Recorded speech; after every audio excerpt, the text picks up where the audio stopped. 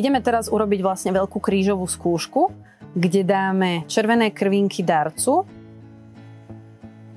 ktoré sú suspendované. Dáme to na sklíčko.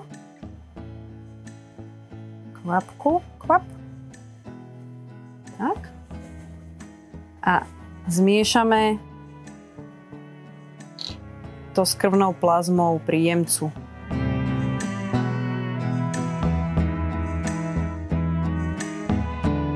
Tak.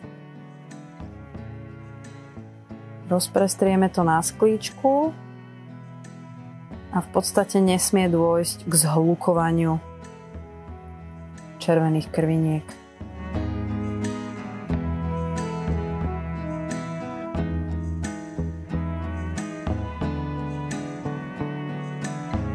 Malá krížová skúška pozostáva z červených krviniek príjemcu, ktoré zmiešame s plazmou darcu.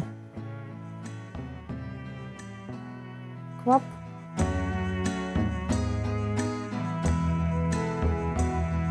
A teraz odobereme plazmu darcu.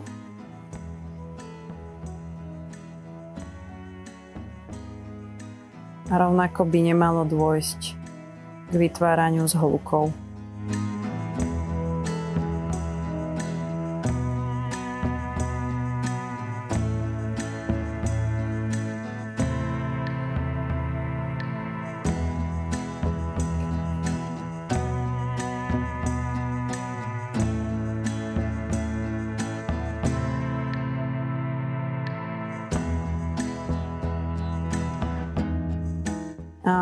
Ak sú takéto vzorky po centrifugácii, tak mali by sme vidieť odseparované červené krvinky a plazmu. Jednak aj u príjemcu, aj u darcu. V prípade, že sa použijú ďalšie takéto malé skúmavky, a tam môžeme tiež vykonať tú krížovú skúšku, že odoberieme vlastne veľkú krížovú skúšku, odoberieme červené krvinky darcu a zmiešame ich s krvnou plazmou príjemcu do takejto skúmavky a celé to premiešame, tak by sme po opätovnej centrifugácii mali zase získať takéto oddelené vrstvy. Hej, to znamená červené krvinky už darcu s plazmou príjemcu.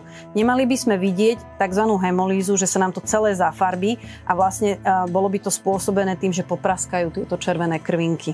A v tom prípade je to takisto nekompatibilné. Takže či už sa to prevedie takýmto spôsobom, alebo spôsobom na sklíčku, tak v každom prípade by nemalo dochádzať ani k agregácii, to znamená k tomu zhlukovaniu, ktorý sme si hovorili, a ani k hemolíze týchto krvných elementov.